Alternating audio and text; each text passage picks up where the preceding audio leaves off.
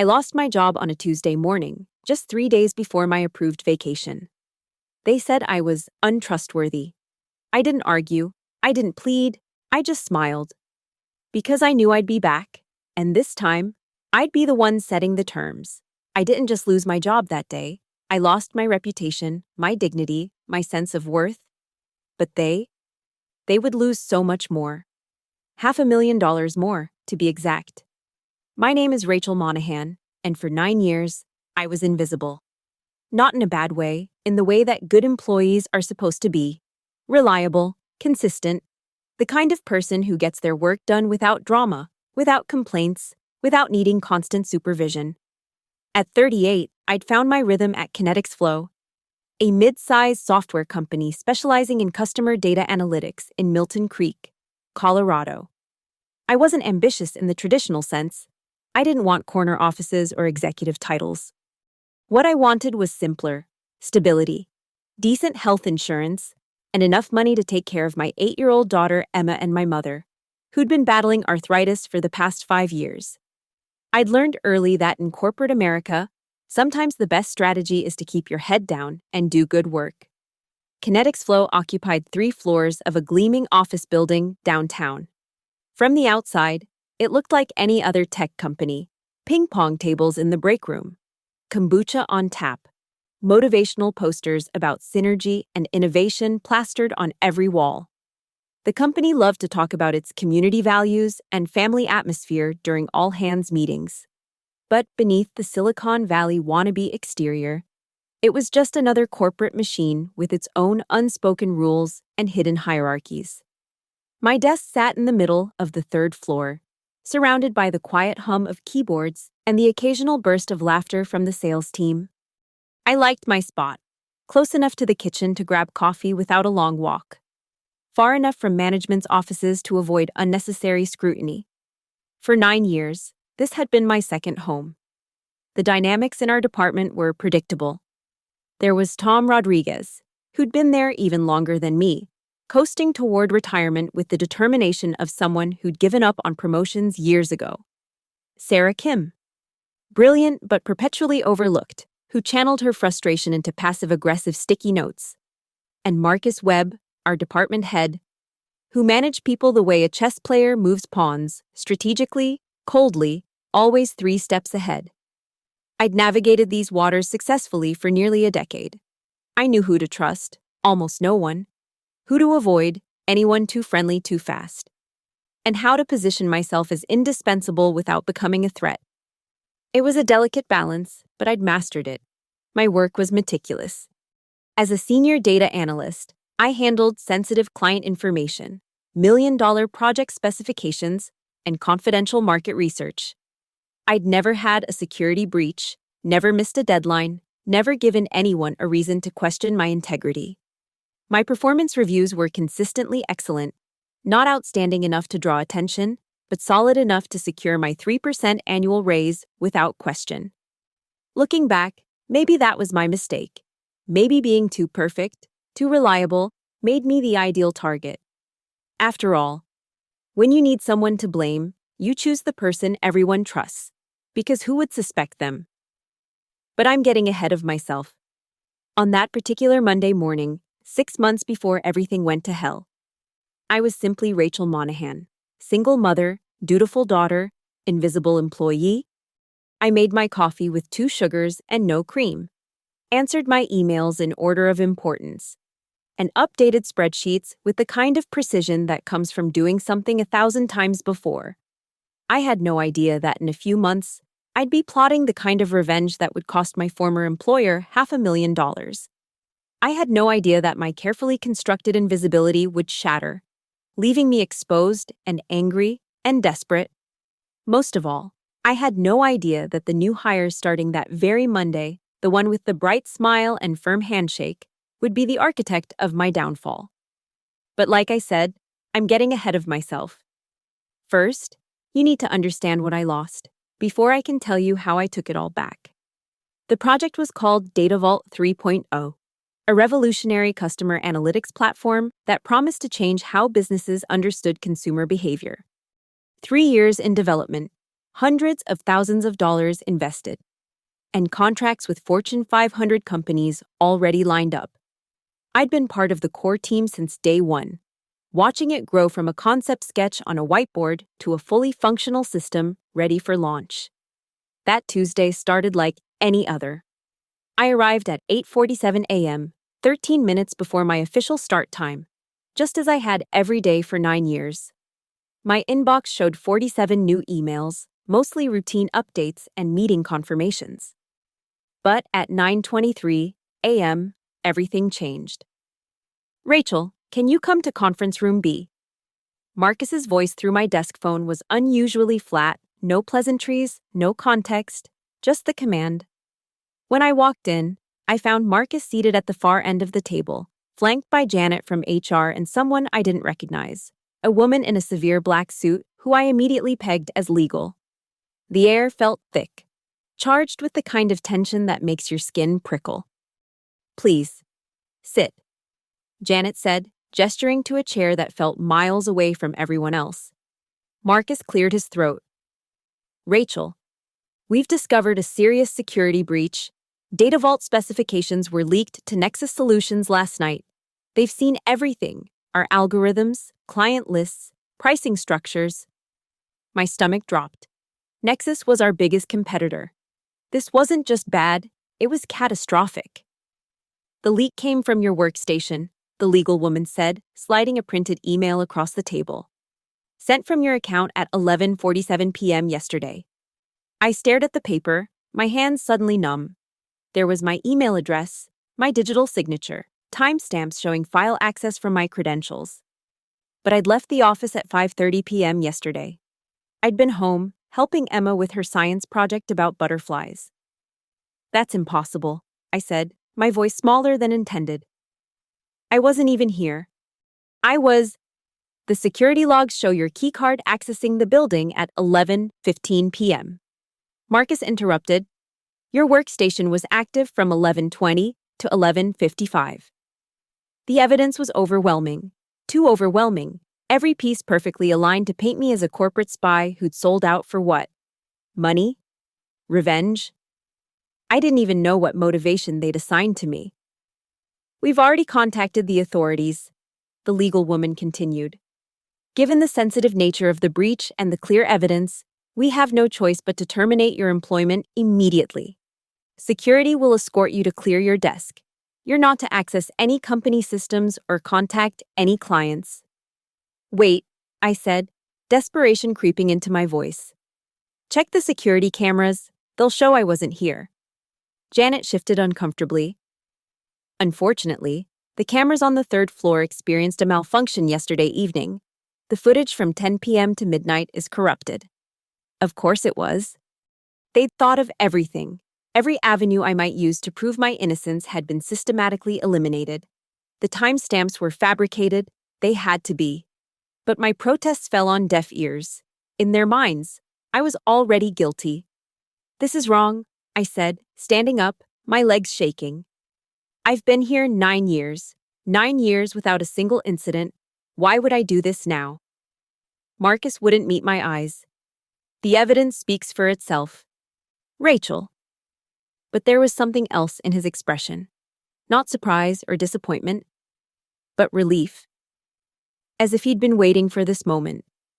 As if my removal solved a problem I didn't even know existed. That's when I noticed Emily Graves standing outside the conference room, visible through the glass wall.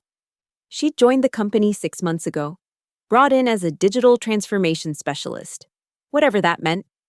Young, aggressive, with an MBA from Wharton and connections throughout the industry. She'd risen faster than anyone I'd ever seen, going from consultant to senior management in record time. She was watching the scene unfold with an expression I couldn't quite read. Concern? Satisfaction? When our eyes met, she quickly looked away, busying herself with her phone. 2 security guards appeared at the door.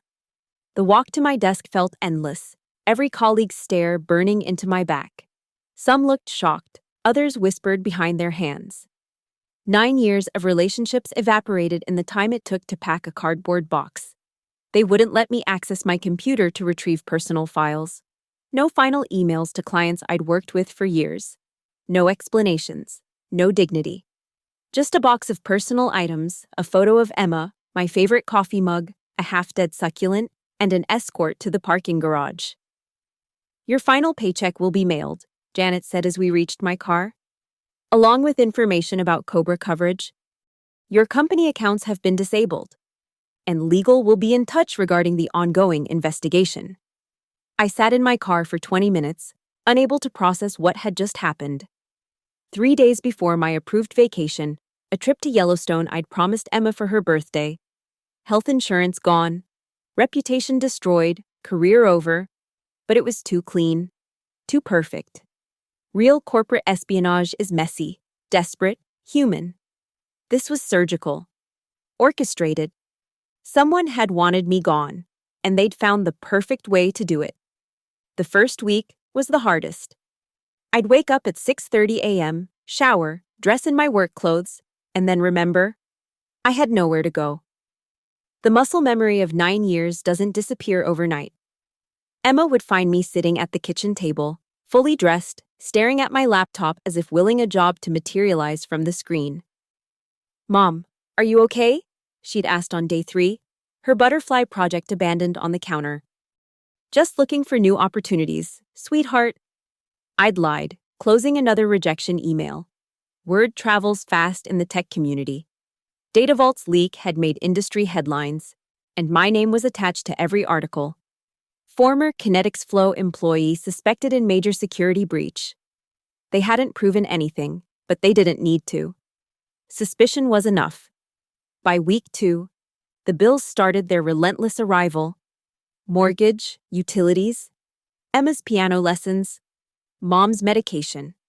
My savings would last 3 months, maybe 4 if I cut everything non-essential. The Cobra insurance paperwork sat on my desk, $1,847 per month to maintain our health coverage. Without a job, it might as well have been $1 million. I applied everywhere, startups, corporations, even positions far below my experience level. The responses were either polite rejections or worse, silence. During one phone screening, the recruiter had been enthusiastic until she Googled my name mid-call. I heard her typing. The pause, then her voice changed. "We'll be in touch," she said. She wasn't.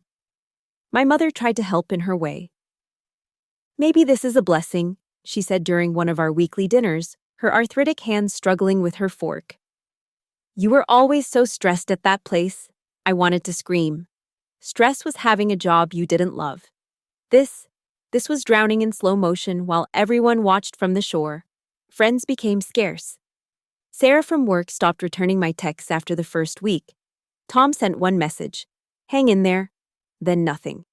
Even my neighbor, who I'd chatted with every morning for 5 years, now offered only quick nods before hurrying inside. Scandal, even unproven, was contagious. The worst part was the doubt that crept in during the 3 a.m. hours. Had I somehow sent that email? Had I sleepwalked to the office? The mind plays tricks when the whole world insists you're guilty. I'd replay that Monday over and over, dinner with Emma, helping with homework, watching 2 episodes of her favorite show, then bed by 10:30. But what if I'd forgotten something? What if? No. I knew who I was. I knew what I'd done and hadn't done. It was during one of those sleepless nights that I remembered something. 3 weeks before my termination, Emily Graves had approached me with a collaboration opportunity. She'd cornered me in the break room, all smiles and enthusiasm. "Rachel, I've been watching your work. You're incredibly thorough," she'd said, stirring her green tea.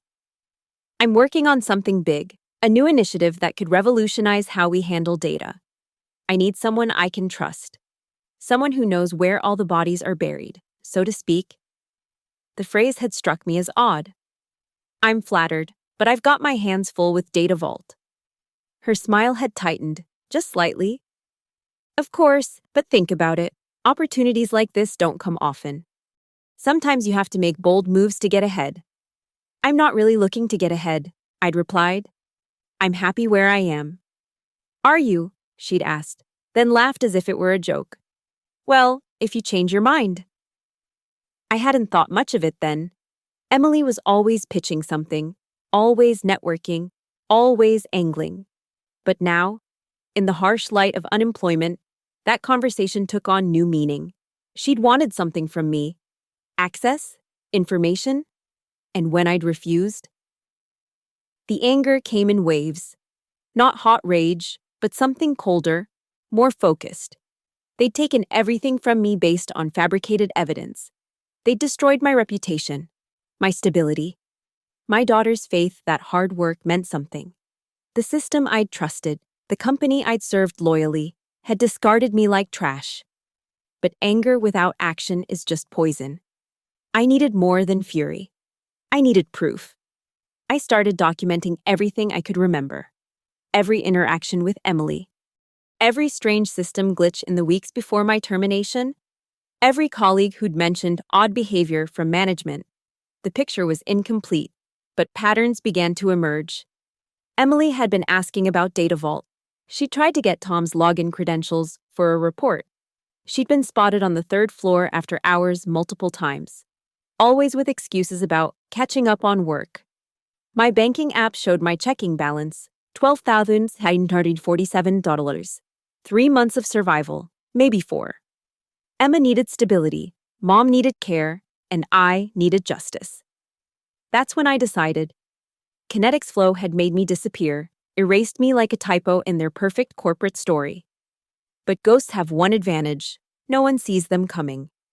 I opened my laptop and started searching. Employment Lawyers Colorado. Wrongful termination. Corporate whistleblower protection. They thought they'd buried me. They were wrong. I was just getting started. The turning point came through LinkedIn, of all places. A message from someone named Sarah Hartley. I'm an investigative journalist with the Ledger Independent. I've been looking into some interesting patterns in biotech financial reporting. Would love to discuss your expertise in internal auditing. Journalists don't randomly contact mid-level auditors for expertise. Someone had been talking.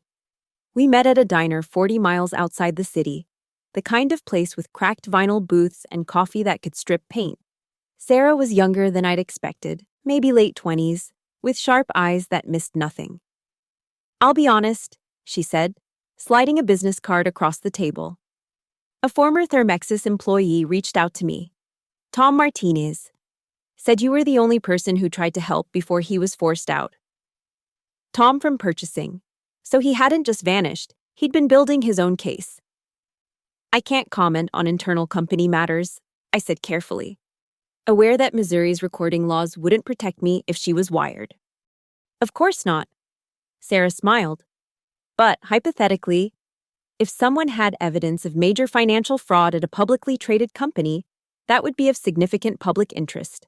Hypothetically, I spent 2 hours speaking in hypotheticals while Sarah took notes.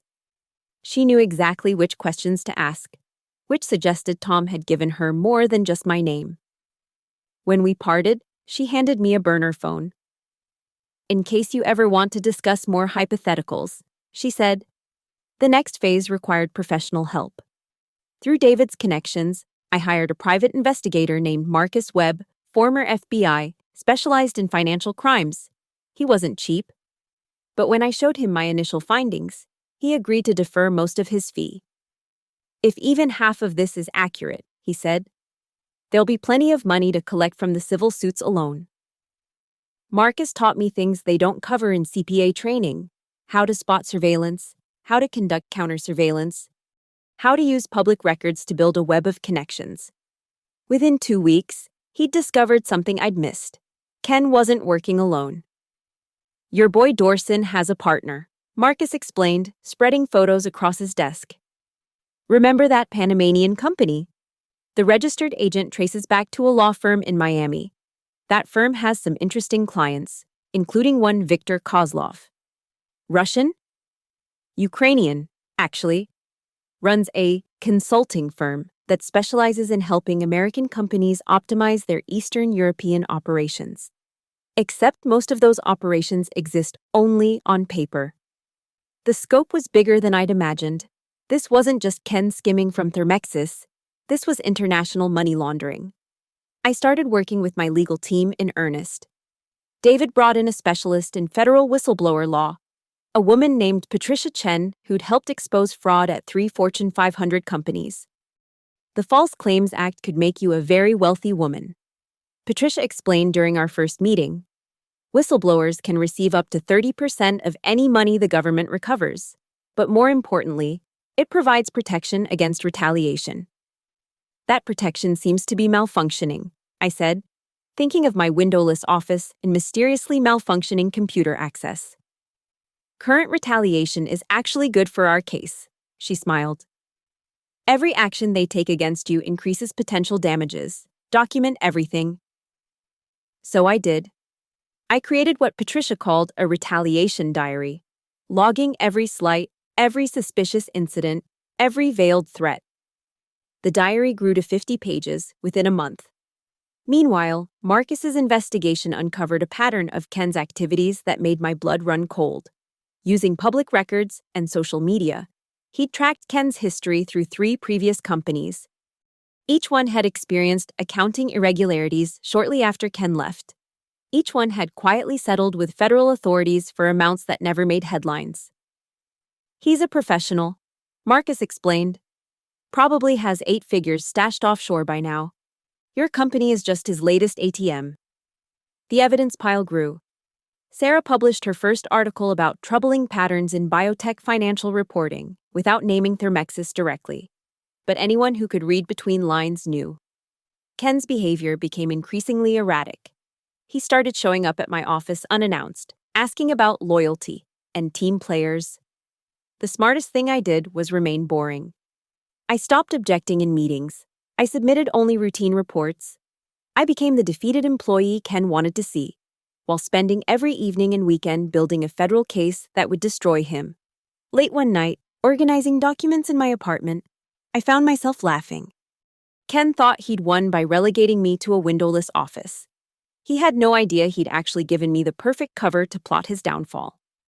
I picked up the burner phone Sarah had given me. It was time to stop playing defense. I have 47 pages of evidence, I told her, and I'm ready to go on record. But first, I need you to look into someone named Victor Kozlov. The chess pieces were all in position. Ken just didn't know the game had already started. Finding Victor Daly wasn't easy. Good hackers, the legal kind, don't advertise on LinkedIn.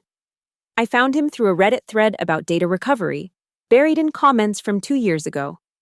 A user mentioned a white hat consultant in Denver who'd helped expose corporate fraud. 3 hours of digital detective work later, I had a name and a cautiously worded email sent.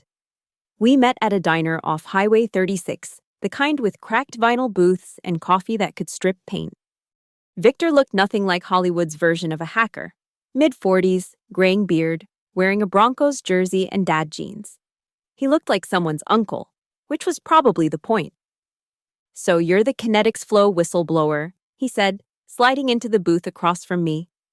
I'm not a whistleblower. I was framed. He studied me over his coffee cup. Same difference in the end. You want to prove something the company says isn't true. That's my specialty. He pulled out a battered laptop. But I don't work for free, and I don't do anything illegal. Everything by the book, documented and admissible in court. 5,000 retainer, another 5 if we find what you're looking for. $10,000. Most of my remaining savings. But what choice did I have? If you were set up properly, Victor continued, there'll be traces. Nobody's perfect, especially when they're in a hurry. Tell me about the timeline again. For the next 2 hours, I walked him through everything. The emails sent from my account, the keycard access logs, the corrupted security footage. He typed notes rapidly, occasionally asking technical questions I couldn't answer. Interesting, he muttered. The timestamp correlation is too perfect. Real human behavior is messy. Bathroom breaks, coffee runs, checking phones. This shows you accessing your workstation and working steadily for 35 minutes without a single pause. Nobody works like that, especially late at night. A spark of hope. So you can prove it? Maybe. I'll need access to your personal devices first. any computer or phone you use to access company systems. And he hesitated. I'll need you to think hard about who had access to your credentials. This wasn't random. Over the next 3 weeks, Victor worked his digital magic while I pursued another lead. Through a former coworker's LinkedIn post, I found Linda Garza, Kinetics Flow's former marketing director, resigned 6 months before Emily joined. Her profile showed she now worked at a nonprofit, a significant step down. We met at a park where Emma used to feed ducks. Linda looked tired, older than her profile photo, with the wary eyes of someone who'd been burned. I wondered when someone would reach out, she said, watching joggers pass. When I heard about you, it felt familiar. Too familiar. What happened to you? Linda laughed bitterly. Officially? Performance issues? Unofficially? I refused to sign off on inflated metrics for a board presentation. 2 weeks later, confidential client emails supposedly sent from my account showed up in a competitor's pitch deck. Sound familiar? My blood chilled. The security footage? Corrupted. It said it was a system upgrade glitch. She pulled out her phone, showed me screenshots she'd saved. I tried to fight it, hired a lawyer, spent $30,000 I didn't have. But without proof, it was my word against theirs. They offered me 3 months severance to sign an NDA and disappear quietly. You took it. I had 2 kids in college. Her voice was defensive, then softened. But I kept everything, every email, every document. If you're building a case. She handed me a flash drive. Password is Justice 2023. Maybe you'll have better luck than I did. Victor called that night, excitement creeping into his usually monotone voice. Found something. Your computer shows remote access software installed 3 weeks before the incident. High-end stuff, nearly invisible unless you know what to look for. But here's the interesting part. It was installed using admin credentials. Someone with IT privileges put this on your machine. Can you trace who? Working on it. But I found something else. Remember the corrupted security footage? It wasn't corrupted, it was overwritten. Specifically, only the 3rd floor footage for that exact time window. That takes knowledge of the system and access to the security server. The pieces were falling into place. This wasn't just about getting me out. It was a practice system. How many others had there been? Linda's files revealed 2 more names.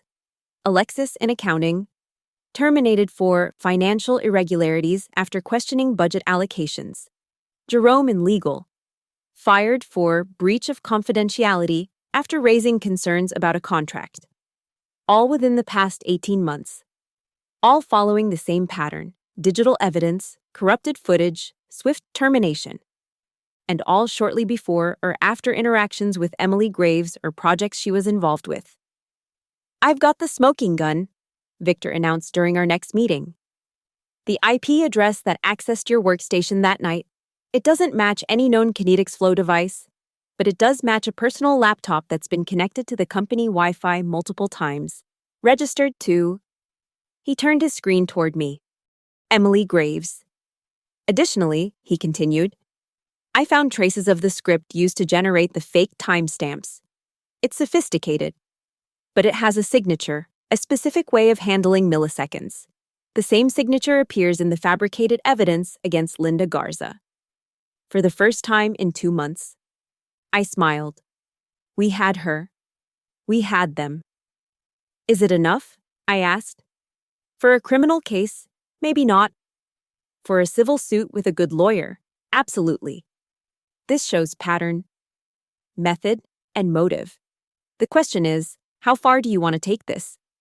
I thought about the humiliation, the fear in Emma's eyes when she asked if we'd have to move, the medication my mother had started rationing, the dozens of rejected job applications. All the way, I said, I want them to remember my name. Mark Elridge's office occupied the top floor of a converted Victorian in downtown Denver. No marble lobbies or intimidating receptionists, just worn hardwood floors and walls covered with newspaper clippings of his victories against corporate giants. He looked like a fighter who'd chosen law books over boxing gloves. Broken nose, scarred knuckles, eyes that had seen every dirty trick in the corporate playbook. "Rachel Monahan," he said, reading through Victor's report. "Kinetics Flow really stepped in it this time. This isn't just wrongful termination. This is conspiracy, defamation, and potential criminal fraud." He looked up. "The question is, what do you want? Quick settlement or public vindication?" "Both," I said without hesitation. "I want my name cleared and I want them to pay." Mark grinned. "That's what I like to hear. Here's what we're going to do.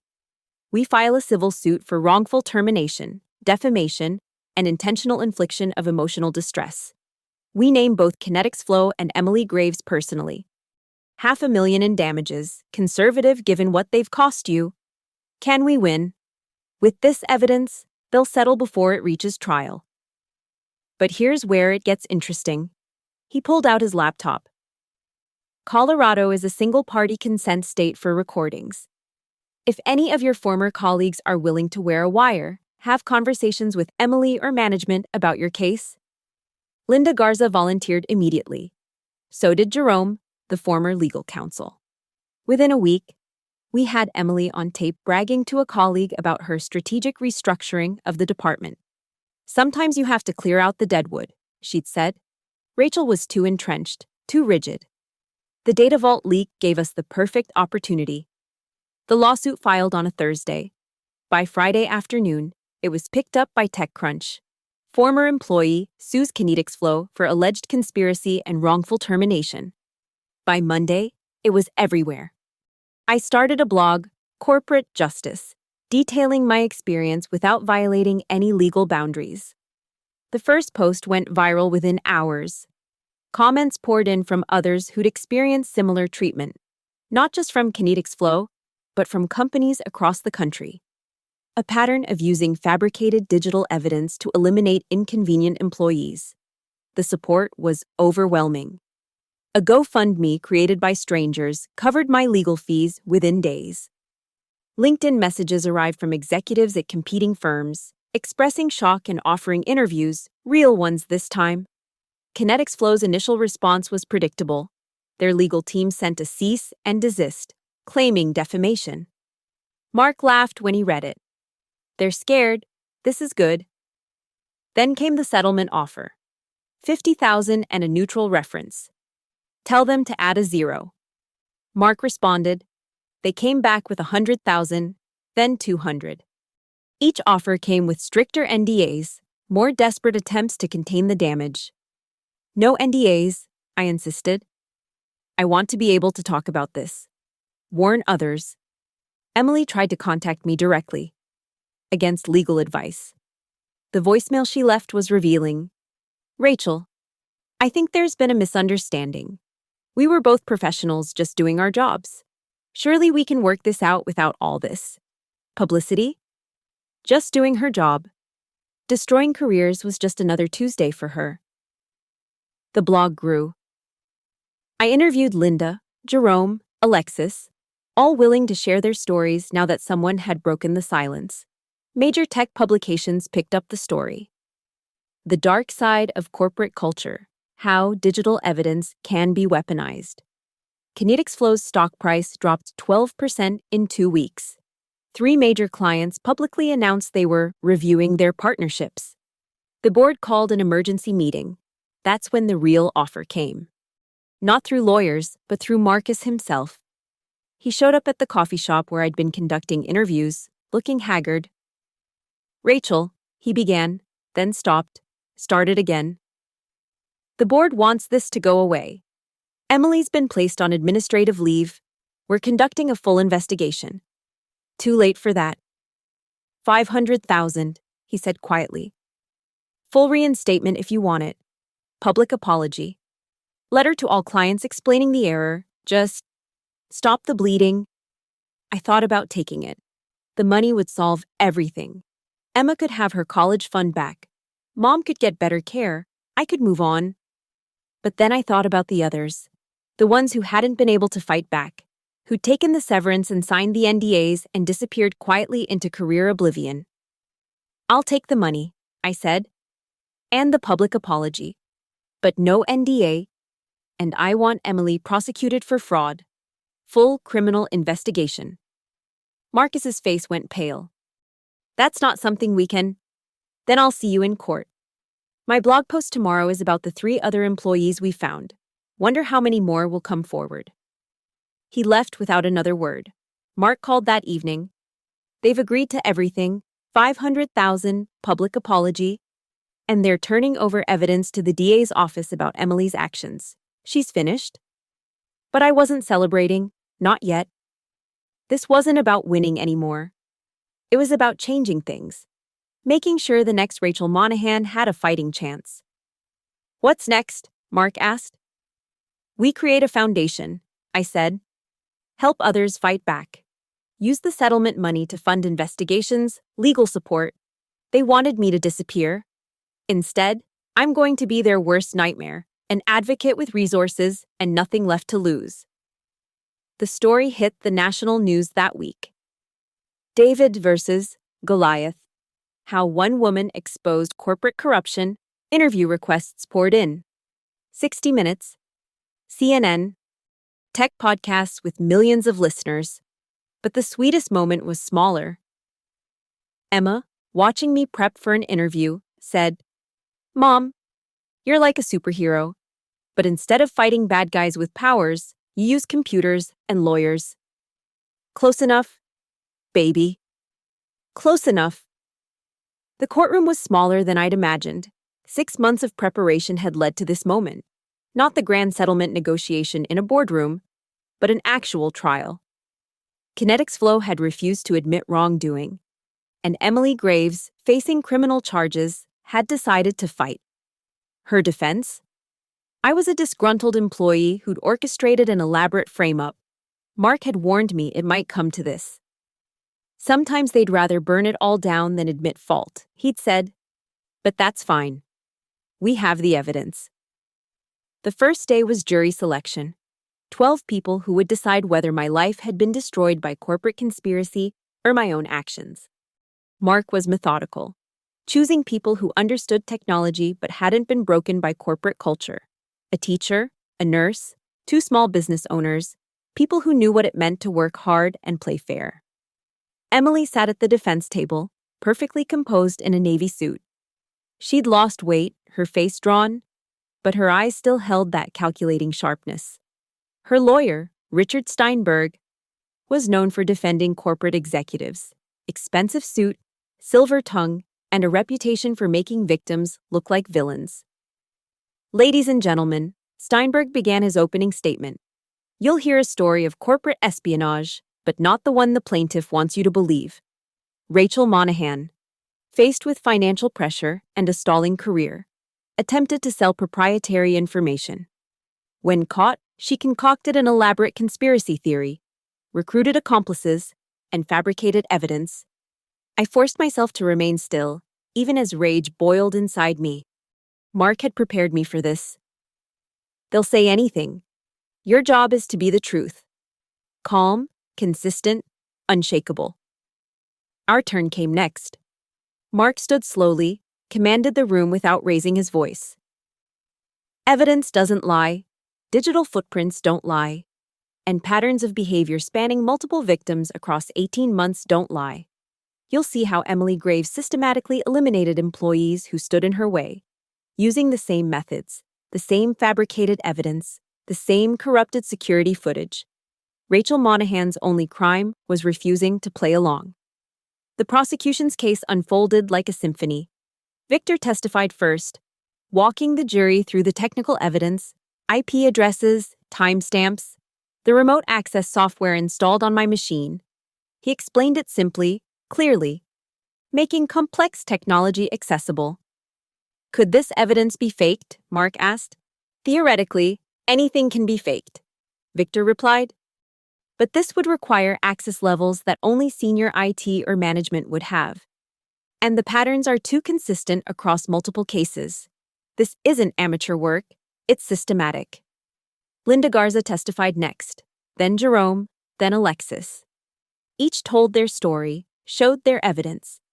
The jury saw the pattern emerging, Emily's arrival, the mysterious security breaches, the swift terminations. Steinberg tried to discredit each one, suggesting collaboration, conspiracy, sour grapes.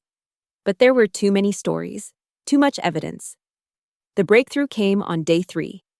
A current Kinetics Flow employee, Dana Morrison from IT, had agreed to testify under subpoena.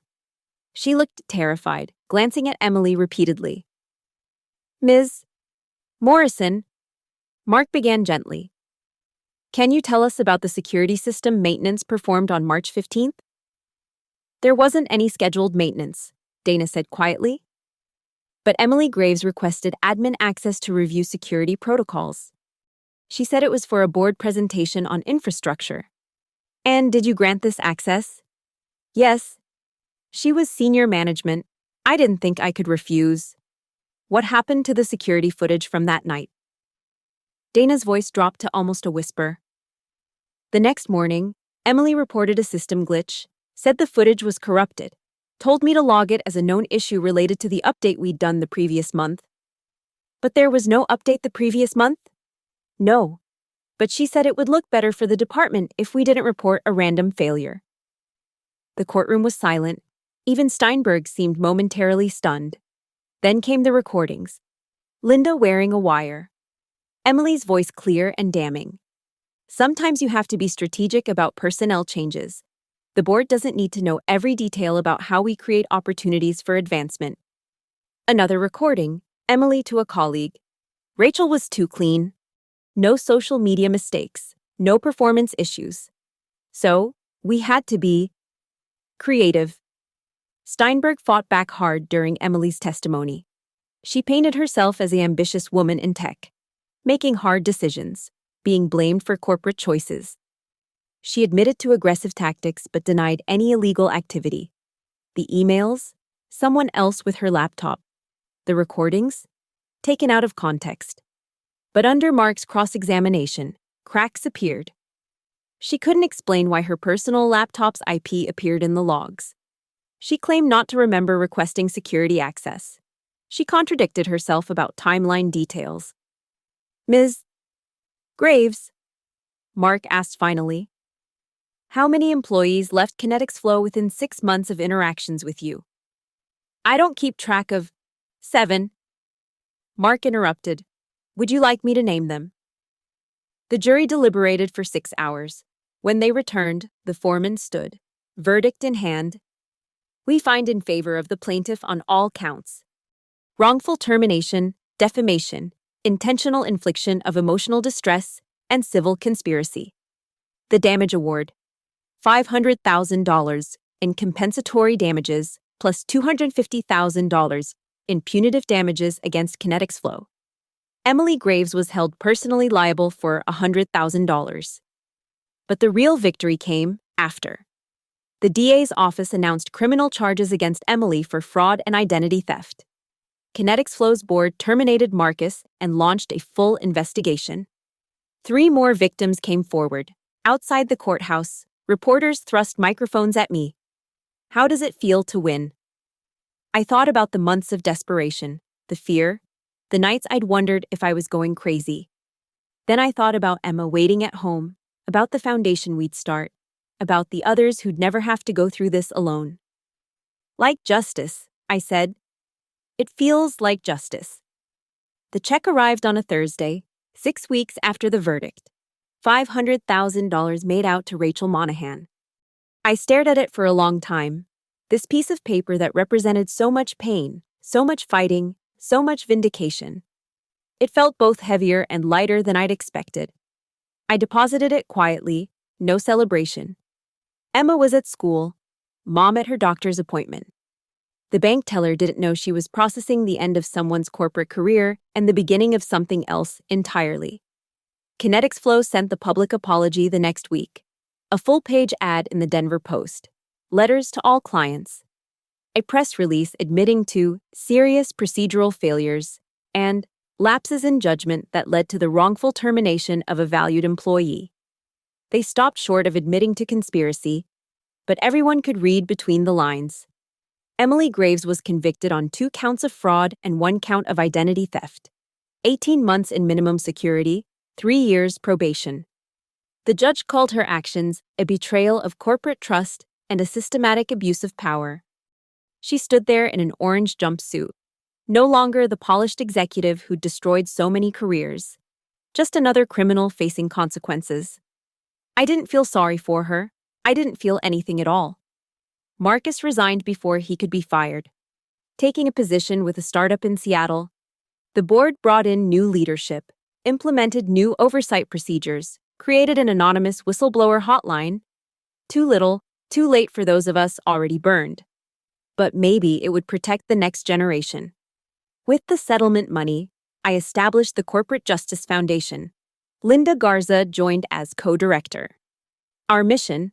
Provide legal resources and investigative support to employees facing wrongful termination through fabricated digital evidence.